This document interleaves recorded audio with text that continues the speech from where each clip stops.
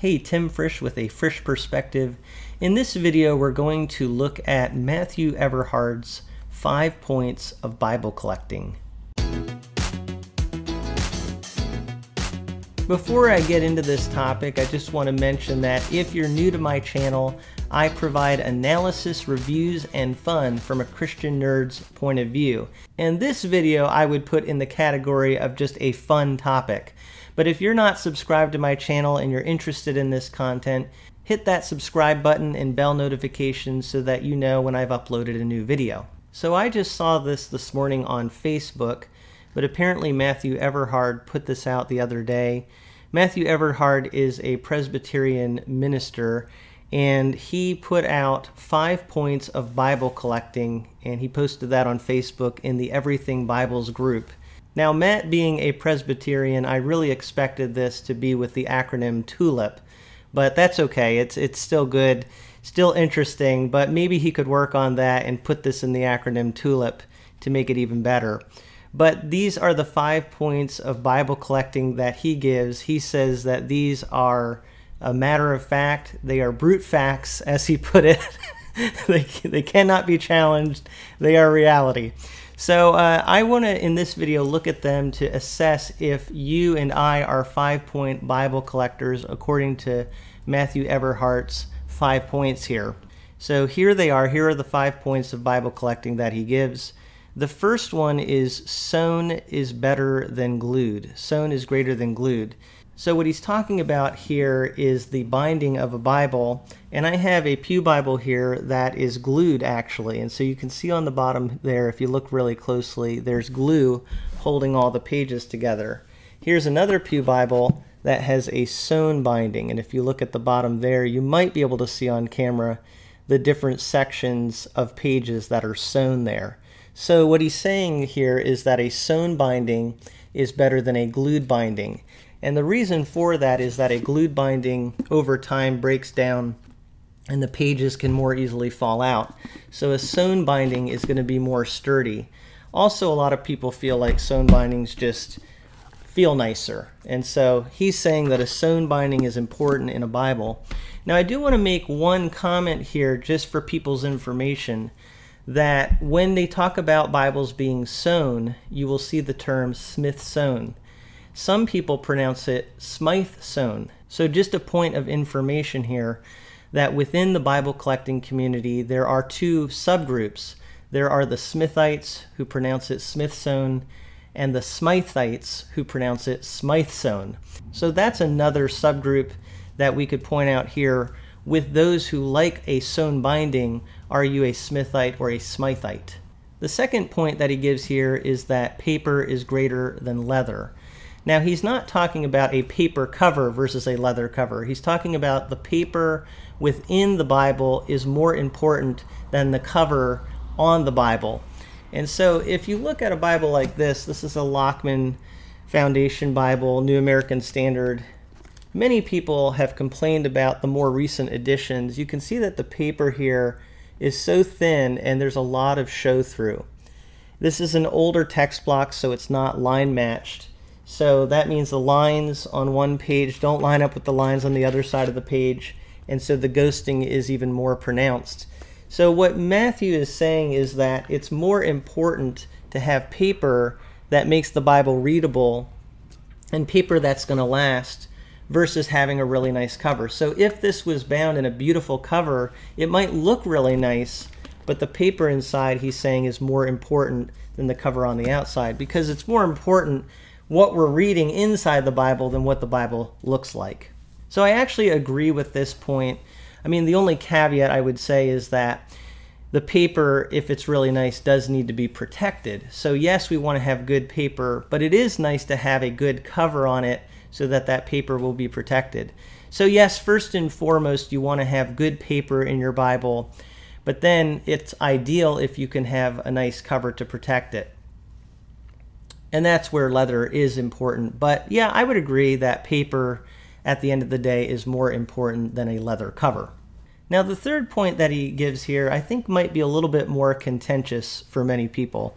And he says that brown is greater than black. So he's saying that a brown Bible, a brown cover is a better cover than a black cover. I suppose there are a lot of instances where that could be argued, and you might say, wow, that is a beautiful brown cover on that Bible. However, I was just showing the Cambridge turquoise yesterday in black goatskin. And I would say that that black goatskin from Cambridge is some of the spiffiest looking goatskin out there. I mean, it looks absolutely beautiful. It's gorgeous. So I think that this point comes down to the Bible and to the company producing the Bible. It really depends on the brown or the black that you're talking about. They're not all equal.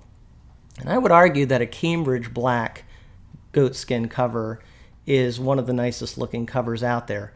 But I would agree that there are a lot of beautiful brown cover Bibles, and I'm actually partial to brown in many ways.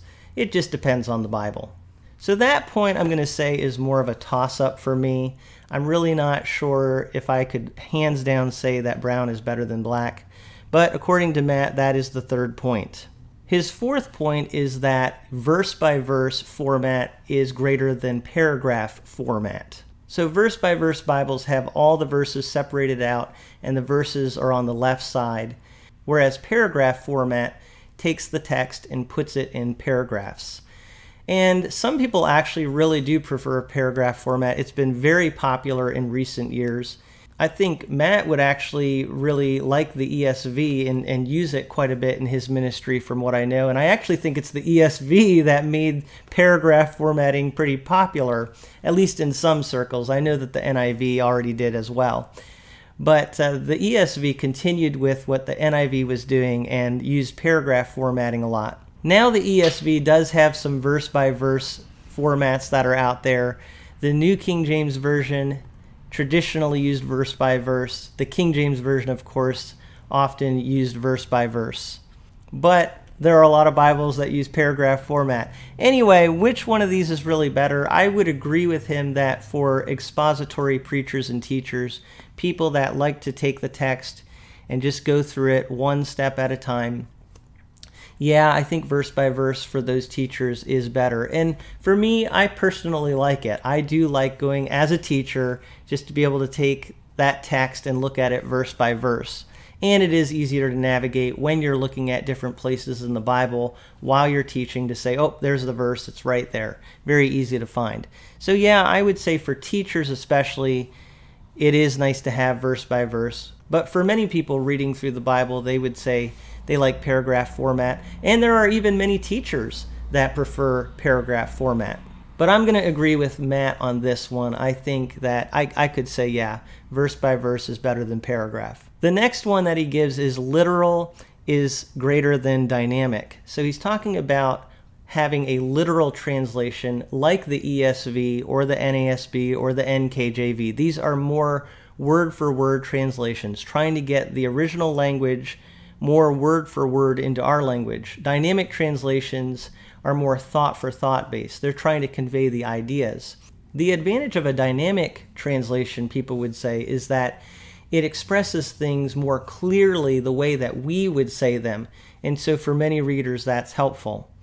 But I would actually say that for accuracy's sake and for making sure that we're sticking to the text of the original language, I do prefer a literal translation as well. So I agree with Matt here, although I also like to have a translation along with a literal translation that is a little bit more dynamic. So that's why I like the CSB. It's a little bit pushing toward the dynamic side. However, it's not taking that too far. It's still pretty literal. So I'm kind of in that boat. I want to have something that's really literal, but I also think it can be helpful to have something a little bit more dynamic and use those as companion translations. But ultimately, I agree with Matt here on this point. Now, someone on the post that Matt gave some other suggestions for points of Bible collecting, such as black letter is greater than red letter, 3 to 4 ribbons is greater than 1 or 2 ribbons, double column is greater than single column. References at the bottom are better than references on the center or the side, and edge-lined is greater than paste down. So I don't know if I could really say that I agree with all those, especially the references being at the bottom. Personally, I feel like when the references are at the bottom, it's just really hard to to use those. It's hard to go down there to the bottom and look through all those references when they're all bunched together at the bottom. It's also hard because you're like, okay, I'm up here in the text and I've got to find it way down here somewhere in this big mass of references. So I would prefer that Bibles in many cases don't even have cross-references. I like the translator footnotes at the bottom, but if they don't have cross-references in many cases, that doesn't bother me. But if you're going to have references, I would put them in the center column. There might be some other ones that I would disagree with too, maybe some I would agree with. But I thought those were some interesting suggestions. My suggestion, though, is to actually replace Matt's third one, brown is greater than black, with non-glossy maps are greater than glossy maps.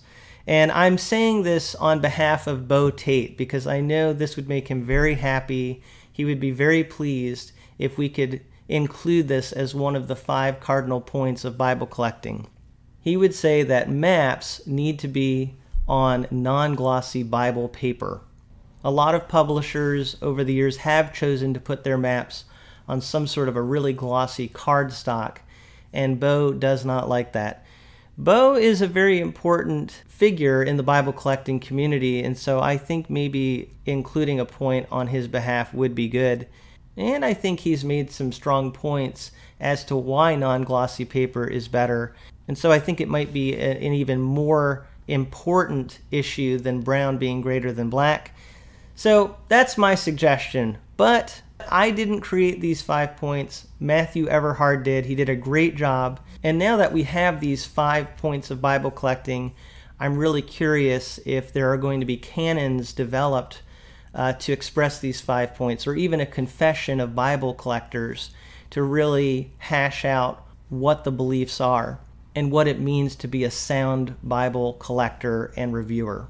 I'm also wondering if having these 5 points is actually going to end up creating a new denomination within the Bible collecting community. I mean, right now it's all one big community with different opinions, but having 5 points might actually create a denomination of 5-point Bible collectors. So I'm curious to see if that's going to happen. So I'm really just having fun here. The most important thing, obviously, is not what a Bible looks like or your formatting preferences, but that you actually read your Bible, study it, and grow in your relationship with the Lord. So I know that that's what Matt ultimately cares about, and I do as well. So we're just having some fun here. But I will leave you with this question. What is it that you look for and prefer in a Bible? I like to hear what people think about things like this. So are you a 5-point Bible collector, or do you have a preference that disagrees in some way with Matt's 5 points? Let me know in the comments below. Thank you as always for listening to what I have to say from a Frisch perspective.